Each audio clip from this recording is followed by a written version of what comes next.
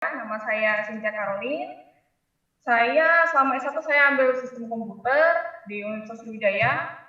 Untuk pengalaman saya selama di PKM itu, saya udah dapat 5 judul yang udah didanain sama Ristek Dikti, yang dulunya Ristek Dikti, sekarang Kemendikbud.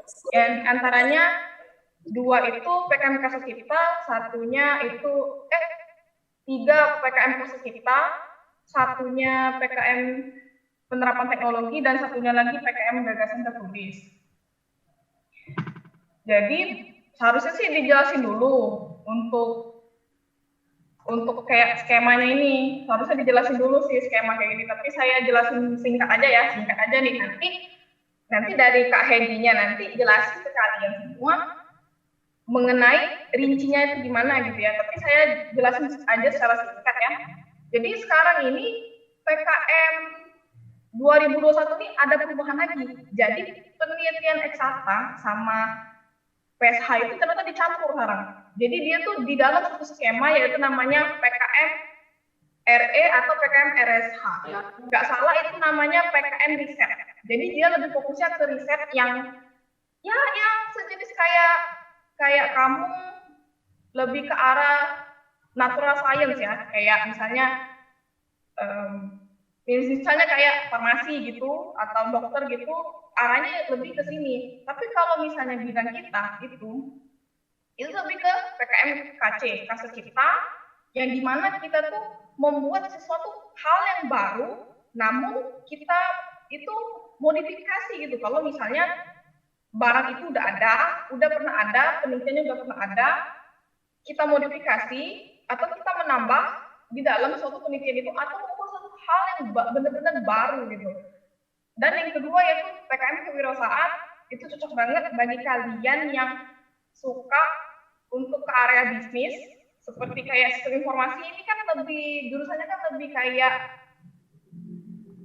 arah bisnis gitu kan, lebih menganalisa ke ekonominya. Oh, udah nih, Kak Hedinya udah balik nih.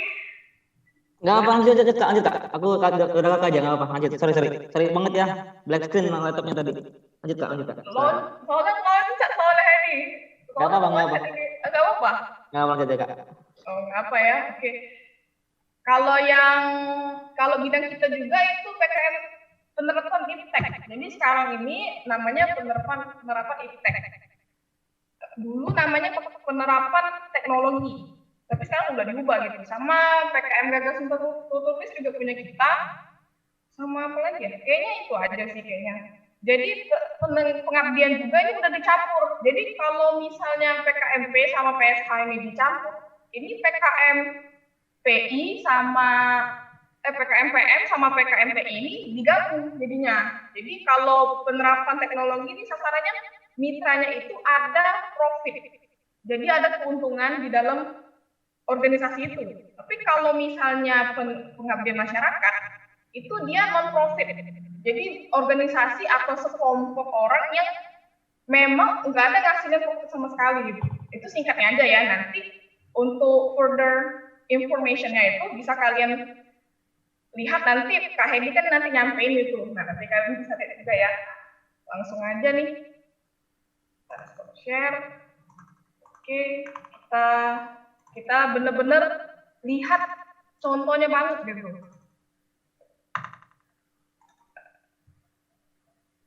Jadi di PKM ini kalian tuh ada 3 step gitu. Jadi kalian ngerjain proposal, yang kedua kalian kalau udah dapat pendanaan kalian bikin barangnya, tapi nggak tahu kalau kondisinya ikut aturan corona, saya nggak tahu, bisa jadi ada perubahan, bisa jadi kalian disuruh untuk nggak bikin itu, jadi cuma ngomongin soal idenya aja gitu. Yang ketiga, kalian kalau misalnya kalian itu berhak untuk ke PIMNAS, nanti kalian di PIMNAS nanti kalian jelasin lagi progres terakhirnya gitu. Jadi kayak ngomongin pas di Monef itu kayak ngomongin singkatnya kayak ya sekitar 90%-nya itu kalian jelasin ke mereka, nanti 10% lagi jelasin di PIMNAS itu. Nanti untuk lebih jelasnya nanti kalian lihat paparannya Kak Hedi aja ya. Jadi kita langsung ke proposalnya aja gitu. Jadi ini saya kasih contoh proposal yang dari anak UI ya. Jadi anak UI sini dia ini ikut program Karsa Cipta. Jadi sekarang nggak ada perubahan Karsa Cipta, dia bikinnya untuk solusi pengiriman obat-obatan dan vaksin untuk korban bencana alam. Kalau sekarang ini kalian nggak boleh gitu, yang bagian ini kalian nggak boleh bikin singkatan lagi untuk sekarang nih. Jadi hanya ngomongin soal ini aja gitu, karena ada perubahan dari ini, jadi kalian cukup fokusin ke punchnya gimana gitu, judulnya kayak gimana gitu. Gimana sih kalian dapat judul-judulnya ini? Nah, kalian pasti kan bingung gitu. Jadi sebenarnya judul-judul yang kalian bukan judul sih, ide ya, ide yang kalian mau cari itu sebenarnya kalian cara carinya itu ialah kalian ambil konsep revolusi 4.0. Nah, bentar ya. Revolusi industri 4.0 itu apa? Jadi kayak gini. Oke. Jadi kayak gini. Jadi banyak yang nggak lolos itu. Kenapa? Karena dia nggak ambil 5 kunci utama dalam industri 4.0. Kalian udah tahu kan, bahkan untuk sekarang pun itu udah ada revolusi 6.0. Kalau nggak salah ya, setahu saya ada gitu. Tapi untuk sekarang, untuk S1 aja ya, itu seharusnya apa yang kalian bikin itu berkaitan dengan ini. Berkaitan dengan ini, ada AI-nya, ada IoT-nya, ada AR atau VR-nya, ada robotiknya, ada 3D printing-nya. Ini nih 5 kunci utama untuk industri 4.0 gitu. Sama kayak gini, sama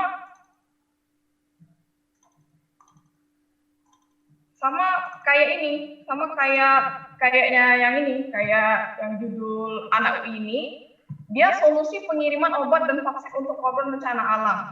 Jadi kalian bisa tahu kan kalau mereka ini pakai revolusi 4.0 untuk di bidang mungkin robotnya ini mungkin dia bikin robot ini. Iya, ini kayaknya bikin robot ini. Tapi kalau misalnya kalian nggak bisa bikin robot, kalian lebih fokusnya ke arah software, kalian bisa membahas yang mengenai masalah yang ada di sekitar kamu gitu. Masalah yang ada di sekitar kamu itu seperti apa? Seperti misalnya kemarin kalau Kak Hedi bahasnya kemarin kan mengenai songket itu. Jadi kan untuk melestarikan kebudayaan Palembang itu dibikin aplikasinya lebih ke arah bisnisnya gitu. Itu tuh makanya kenapa keterima itu karena market kamu itu yang dimana songket itu kan kamu bisa lihat sendiri gitu. Songket itu rata-rata kamu ke butik, kamu beli songket, oke, dapat gitu. Tapi kalau ini ditambahin lagi, arah bisnisnya tuh kayak gini gitu. Nah, itu juri juga suka gitu. Kalau misalnya kalian bawa ke PKM kewirausahaan juga ini bagus juga gitu sebenarnya. Nah, oke nih. Jadi yang ini modul ini nggak update itu, tapi saya kasih tahu yang update-nya aja ya. Jadi ini sama aja nih kalau nggak salah ya. Nah, terus halaman pengesahan. Pastiin kalau halaman pengesahannya itu, ini nih, lihat nih. Tanda tangannya tuh asli gitu, bukan yang dipalsu-palsuin gitu. Oke, udah. Daftar isi, oke, standar aja. Daftar gambar, daftar tabel. Ringkasan nggak usah ya. Nah, sama pendahuluan. Nah, di pendahuluan ini apa sih yang kalian ngomongin? Jadi kalian di pendahuluan nih, kalian bener-bener ngomongin problemnya gimana gitu. Jadi kayak gini nih. Saat ini mulai banyak masyarakat bencana alam yang membutuhkan obat-obatan dan vaksin untuk bertahan hidup. Sayangnya teknologi sekarang belum terlalu efektif.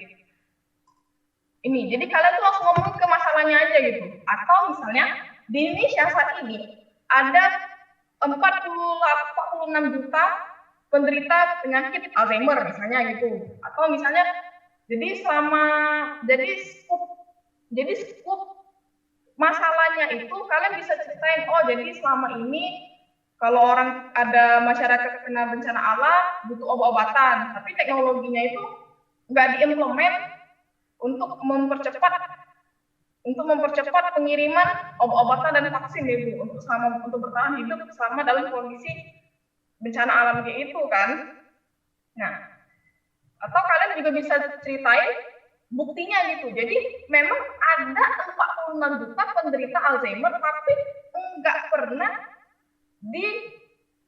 dibantu gitu dalam skala yang ya bisa kita lihat kan 46 juta gitu. Jadi 46 juta ini kan banyak gitu. Tapi belum ada solusi yang untuk mempercepat hasil pemeriksaannya gitu. Nah, kalian ceritain sekitar kayak ya satu paragraf gitu. Kalian ceritain masalah umumnya gimana gitu. Masalah umumnya, masalah kayak gimana cara-cara yang dulu-dulunya itu mereka cara solusinya tuh kayak gimana gitu. Nah, untuk di bab keduanya, kalian ceritain jadi solusinya gitu. Jadi ngomong solusi nih. Jadi di bab 2 ini dia ngomongin solusi. Dia ngomongin solusi, dia ngomongin cara-cara bikinnya kayak gimana, dia ceritain juga. Jadi seharusnya tuh kayak gini loh. Seharusnya tuh solusinya tuh kayak gini, seharusnya kayak gini. Dia jelasin bener secara singkatnya aja gimana gitu kan. Garis besarnya aja caranya untuk mengeksekusinya tuh seperti kayak gini gitu. Untuk meyakinkan juri kalau misalnya ini adalah solusi alternatif untuk mengatasi masalah tersebut. Dan juga kalian perlu gitu untuk di latar belakang itu kalian perlu kayak kutip salah satu misalnya kayak James M. Calm gitu, dia jelasin diambil salah satu kutipannya dari mungkin dia dari paper apa gimana ini atau dari buku gitu juga bisa untuk kasih tahu kalau misalnya ya kayak gini gitu solusinya gitu. Dan juga udah ada sebelumnya namun kami modifikasi lagi atau ini brand terbaru gitu yang belum ada di sini gitu. Semakin terbaru semakin bagus gitu. Oke? Kalian ngomongin aja selembarnya cukup itu. Kalau mau lebih ya lebih aja nggak apa-apa sedikit. Nah, tapi setahu saya itu di bab satunya itu kalian juga harus ngomongin rumusan masalah. Setahu saya gitu. Ada nggak ini ngomongin rumusan masalah? Ya nggak ada ya. Oh ya, ini ada nih ngomongin rumusan masalah. Jadi kalian ngomongin. Jadi dari latar belakang di atas itu rumusan masalahnya kayak gini.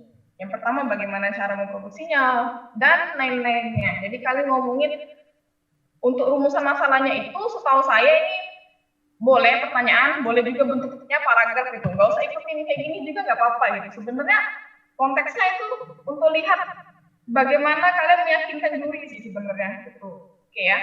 Lalu yang ketiga yaitu tujuan. Jadi kalian kasih tahu oh tujuan dari penelitian saya itu kayak gini gitu. Sama luaran yang diharapkan. Jadi nanti outputnya apa? Misalnya software. Misalnya kalian mau bikin artikel ilmiahnya atau kalian mau bikin sejenis kayak ada interviewnya atau kayak gimana gitu. Boleh kalian tulis di sini gitu. Nanti outputnya apa sih? Gitu. Nah, habis itu ini manfaatnya gitu. Jadi kalian ngomongin manfaat terhadap mahasiswa sama masyarakat. Jadi ini sebenarnya nggak begitu penting amat, tapi kalian boleh ceritain sedikit di sini. Nggak usah terlalu banyak-banyak juga nggak apa-apa gitu. Dan sebenarnya kalau kalian mau tahu, bab 1 ini yang paling penting gitu.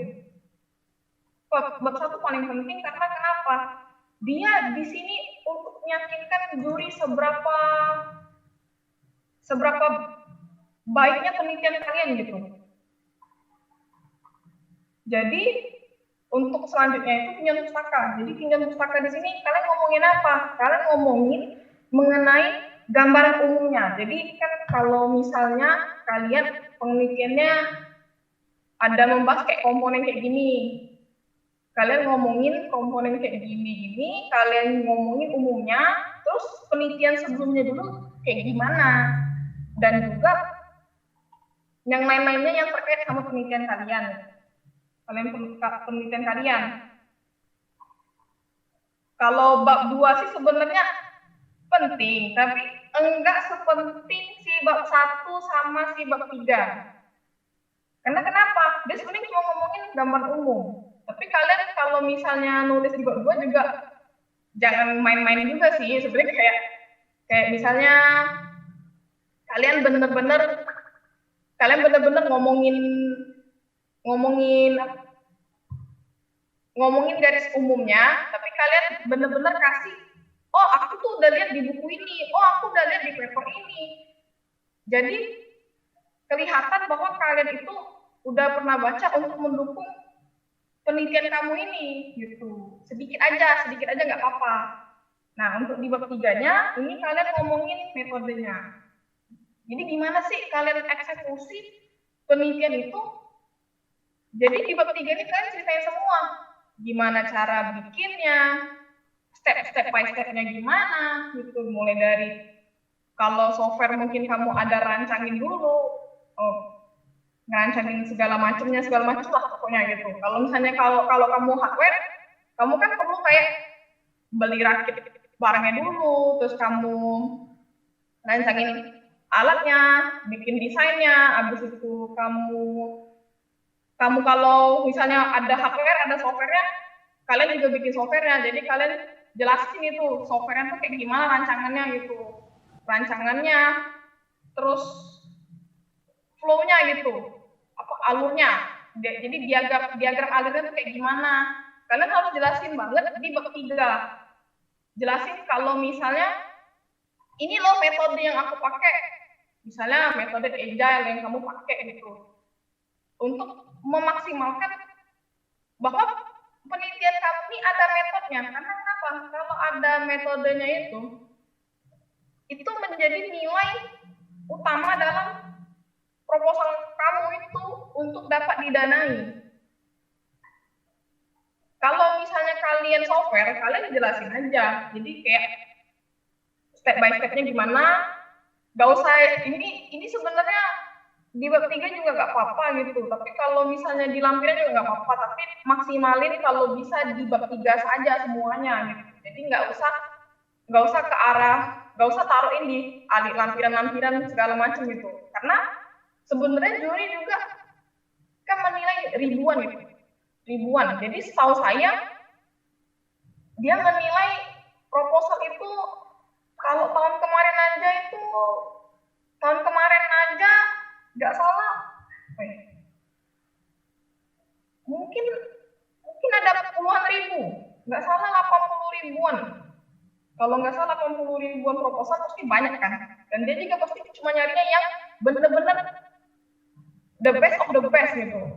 Jadi pastiin kalau kalian tuh memudahkan si juri untuk membaca proposal kamu melalui apa? Jadi melalui dari gambar-gambarnya ada taruh di sini gitu. Tapi kalau misalnya memang enggak cukup, kalian boleh naruh di lampiran. Tapi kalau saya biasanya taruh gambar di lampiran itu paling cuma satu, nggak terlalu banyak. Gitu. Nggak terlalu banyak karena kenapa? Saya mau maksimalin supaya jurinya lihatnya di bab 3 aja gitu. Nah, di bab 3 juga kalian jelasin gimana sih kalian pengujiannya. Kalau misalnya kalian ada pakai AI, pasti kalian harus gimana sih kalian melatih dari raw data kamu itu, terus juga kalian gimana cara mengujinya gitu. Cara mengujinya habis itu kalau misalnya kalian ada sistem interview atau sejenis nanya-nanya kayak gimana gitu, kalian harus jelasin di bab 3. Jadi benar-benar maksimalnya bab 3 lengkap sama keunggulannya. Jadi keunggulannya apa sih kalian dibanding sama yang lain? Tapi nggak usah ditulis ini juga nggak apa-apa sebenarnya gitu. Nulis juga boleh kalau muat ya, soalnya kalian dipaksain untuk maksimal 10, nggak bisa banyak-banyak soalnya. Kalau di bab 4 sih cuman ngomongin anggaran sih ini nih, anggaran sama jadwal penelitiannya ya kamu kira-kirain aja lah. Sekitar 5 bulan aja di gini-giniin aja boleh gitu. Nah, habis itu ada daftar pustaka, standar aja, terus lampiran, lampiran kayak biasa aja sih. Ini kalian bisa lihat di pedoman yang sekarang ya, karena ada perubahan. Sama justifikasi ini juga bentuknya ada berubah semua ini, nggak ada ini. Cuman saya ambil modul ini karena dia ikutin aturan. Jadi PKM ini paling penting ikutin aturan. Kalau nggak ikutin aturan, langsung auto dibuang. Sebagaimana misalnya kalau misalnya judul kamu itu bagus. Jadi meskipun ide kamu bagus tuh percuma aja kalau misalnya nggak ikut aturan. Terus juga nulisnya acak-acakan. Ya cuma aja sih. Acak-acakan kayak gimana maksudnya? Kayak kamu itu nggak detail itu jelasinnya. Padahal udah ada 10 halaman yang kalian bisa jabarin sedemikian rupa untuk selengkap mungkin. Karena 10 halaman itu sudah benar-benar cukup sebenarnya. Oke, ini standar aja struktur organisasi. Ini saya mau kasih gambaran aja sih sebenarnya. Jadi nggak bingung-bingung amat kan kalau misalnya kayak gimana sih bentukannya ini, nanti dibikin kayak gini, tanda tangannya asli nih, lihat nih terus gambaran teknologi yang mau diterapin itu. Ini kalau tambahan aja misalnya mau lengkapnya kayak gini gitu. Ini kan ini ya ini hardware semua nih PDP ya. Nah kalau ini kewirausahaan. Jadi wirausahaan pasti kalian tahu namanya wirausaha lebih ke bisnis. Kalau lebih ke bisnis, berarti bagaimana caranya kamu memaksimalkan bahwa penjualan dari item kamu itu atau segala bentuk dari bisnis kamu itu selama 2 bulan itu efektif. Jadi 1 bulannya itu bikin barang, 2 bulannya kamu jualan. Kalau nggak salah ya 3 bulan, 2 bulan, lupa. Nggak tahu sih kira 1 bulan apa 2 bulan kalian bikin barangnya. Nanti 2 bulannya itu kalian jualan. Jadi kalian maksimalin bagaimana caranya untuk memaksimalkan bisnis kalian. Kenapa dia diterima? Meskipun dia makanan, tapi dia ngomongnya anti anemia. Anti anemia. Jadi jualannya itu ada solusi inovatifnya, misalnya anti anemia, anti aging, atau misalnya yang ke arah kultur gitu, kayak budaya, kamu ambil dari topik budaya atau segala macam itu bagus. Oke, lanjut ya. Sama nih di latar belakang. Jadi di latar belakang ini kayak saya tadi ngomong, di Indonesia prevalensi anemia sekian, menurut WHO sekian. Dia menunjukkan bahwa urgensinya di Indonesia ini tinggi gitu. Karena kenapa? Karena meningkat dari tahun 2007 sampai 2013 itu meningkat menjadi 21,7%, berarti meningkat berkali-kali lipat. Makanya ini dibahas karena penderitanya udah makin banyak, butuh solusi inovatif. Nah, dia jelasin juga bahwa solusinya, dia terinspirasi memanfaatkan daun kelor dan lain-lainnya ini. Ini dia ngomongin udah ada, jadi udah ada, sebelumnya udah ada.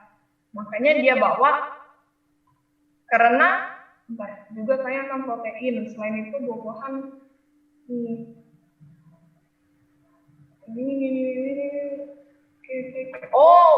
ya, dia udah ada. Kalau PKM kewirausahaannya dia udah ada, dia contoh,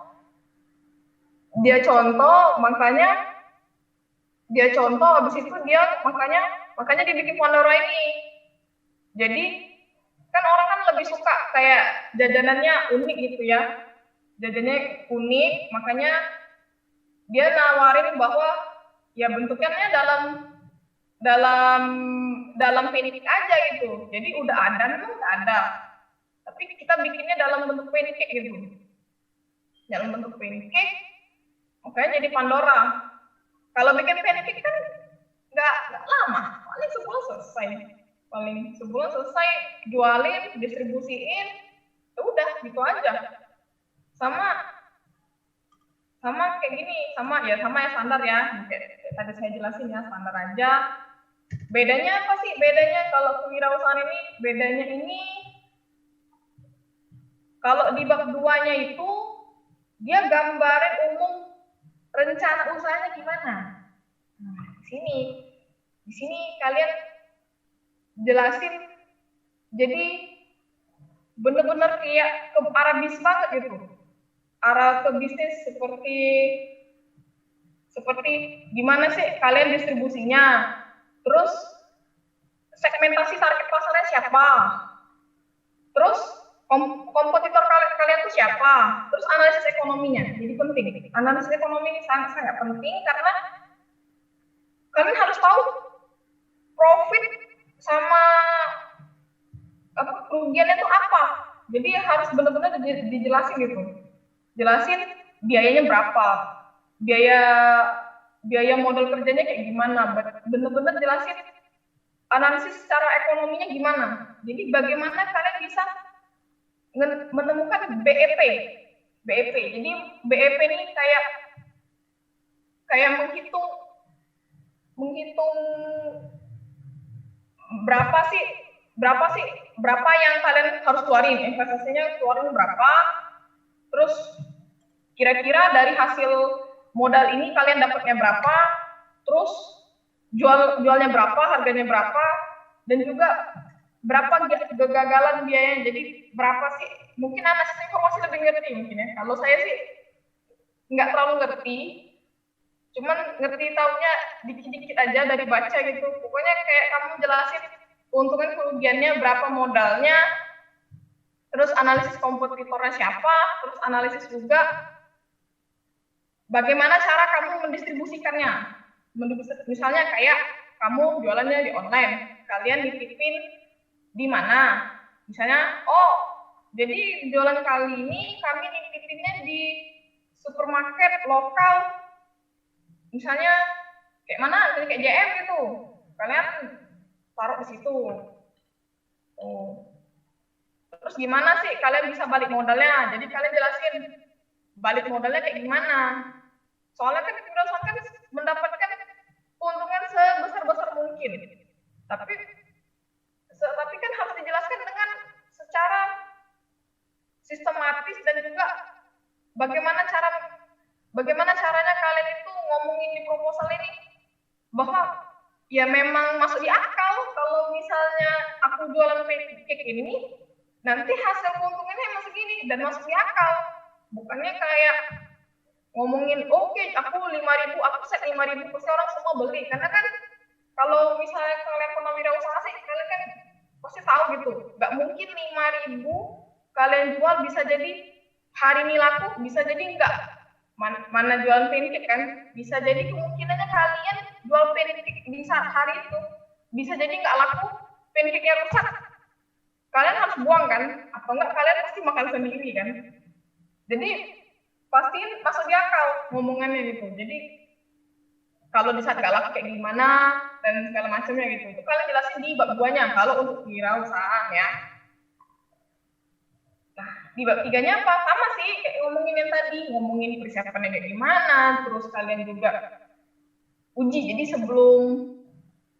sebelumnya kalian ujinya kayak gimana, terus apa misalnya kalian mau ngecek ujian kandungan gizinya atau hygiene-nya gimana, BPOM-nya, terus apa lagi ya, BPOM-nya, MUI-nya. Jadi halal atau enggak halalnya itu penting untuk kalau untuk makanan ya, untuk makanan, produk atau sejenis apapun itu penting kayak gitu-gituan. Atau misalnya kalau di software apa ya, kalau misalnya mungkin nggak perlu ya, menurut saya nggak perlu sih gitu. Karena saya udah pernah nonton, nggak begitu penting juga sih sebenarnya yang kayak gini, lebih ke arah testimoninya gitu. Nanti selanjutnya kalau misalnya kalian dapat pendanaan, lebih ke testimoninya atau segala macam itu untuk membuktikan bahwa memang sektor bisnis kalian itu memang benar-benar bagus. terus produksinya gimana, prosesnya, pemilihan bahannya, ya sama sih kayak bab 3 pada umumnya ya, ngomongin alurnya segala macam. Kalau misalnya kalian software, kalian ngomongin diagram alur lagi, itu nggak apa-apa, karena kan kalian kan kalau software kan harus benar-benar kasih tahu kalau misalnya ini bahasa simpelnya aja sih, simpelnya aja seberapa software kalian itu tuh simple itu, nggak bikin ribet. Jadi pastiin kalau software kalian itu juga nggak bikin ribet, enak dilihat gitu, enak dilihat dari secara bunyinya enak dan juga mudah dipakai. Jadi nggak banyak ribet banget harus aku klik-klik ini, tapi lebih kayak ke ringkasnya gimana, itu ngomong simpelnya aja ya, ngomong basicnya aja itu. Oke, sama aja sih. Bab 4-nya ini ngomongin sama sih kayak jadwal kegiatannya gimana, ya sama aja sih. Udah, ini sisanya sama aja ya semuanya ya. Nah, sama bidang kita PKMT. PKMT itu yang profit. Jadi bagaimana kalian bekerja sama dengan mitra yang berprofit. Kalau apotek kan ada profitnya, atau misalnya yang non profit juga nggak masalah, tapi kalian harus milihnya bukan penerapan teknologi. Dicampur sekarang ya, sekarang dicampur jadi penerapan iptek. Ada yang satunya apa, garis miring apa gitu, pokoknya ada yang sosialnya. Kalian bisa lihat ada tulisannya profit apa non profit gitu. Kalau kalian lihat di pedomannya sekarang, aku lupa di halaman berapa. Nah, itu juga bisa. Kalau misalnya memang organisasi itu non profit, di situ skemanya. Jadi nggak bisa asal masuk skema. Oh, jadi ya udahlah, coba-coba masuk sini aja. Nanti kalau salah skema, nanti terakhirannya itu yang susah. Jadi anggaplah kalian ada pendanaan. Ya nanti nggak bisa ke PIMNAS kalau salah skema, atau misalnya kalian kalau salah skema nggak bisa menang, atau kalau kalian salah skema itu dari awal proposalnya udah nggak diterima. Kan sayang kan, ide kalian udah bagus-bagus nih, udah cakep-cakep, nggak keterima. Kan sayang kan. Nah ini dia, ini anak IT nih, tapi dia kerjasama dengan anak farmasi kayaknya, karena dia bikin apotiket ya, sama sih standar ya, sama kayak tadi ya, tapi bedanya dia tuh di ini apa, di sini sama aja sih kalau ya. Dia pakai cloud. Oke. Jadi dia di sini bikin kayak aplikasi tapi dia pakai cloud apotiket.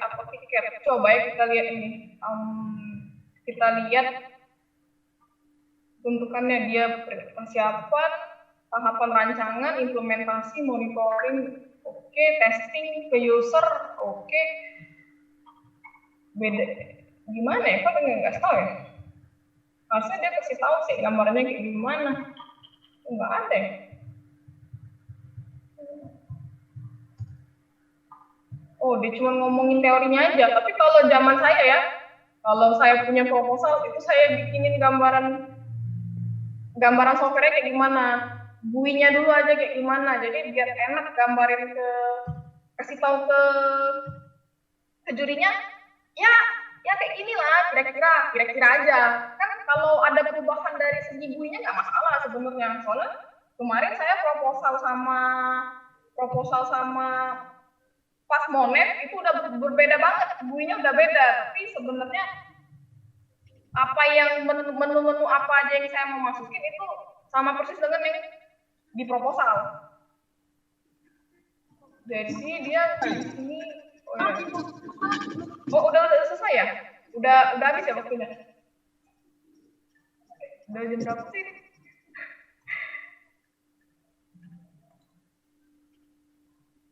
Kalau misalnya saya kelamaan ngomongnya, kasih tahu aja ya. Nanti saya stop lagi.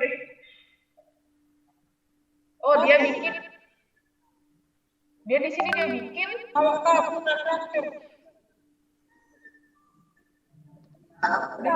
Dia di sini bikin aplikasi yang dia di sini bikin aplikasi yang pakai cloud. Kenapa dia pakai cloud ya? Dia bikin aplikasi apoteker. Oh, di FGD dulu. Habis itu dia bikin aplikasinya yang ngerti sih PAS, tapi ini misalnya tahap ujian acceptance. Oh, tahap monitoring, aplikasi monitoring macam ini, visualisasi ini dia bikin aplikasi apotek. Bentar. Maaf Kak. Udah habis ya? Waktunya tinggal 1 menit lagi Kak. Oh ya. Oh di sini nih. Nah dia jelasin di sini. Aduh. Nih sorry ya. Dikit aja nih. Dia di PKMT nih dia kan kerja sama dengan apotek. Jadi pastiin kalian ada kayak bikin surat untuk kerjasama dengan mitranya. Dia tuh bikin aplikasinya itu untuk jadi alarm untuk pengingat obat sama cuma ingetin obat ya. Jadi berapa banyak obat yang harus dikonsumsi di hari itu. Dan dia pakai cloud kayak gitu, pakai cloud. Mungkin teman-teman kalau tahu pakai cloud, sebenarnya nggak usah pakai cloud juga nggak masalah, tapi mungkin dia mau pakai cloud gitu. Karena kan dia mungkin karena dia ada ini ya. Dia ini masukin ke Play Store. Ya tapi terserah sih. Kalau nggak mau pakai cloud juga nggak apa-apa. Pakai cloud atau enggak itu terserah kalian itu. Kayaknya itu aja sih teman-teman. Ya udah saya cukup sekian dan terima kasih.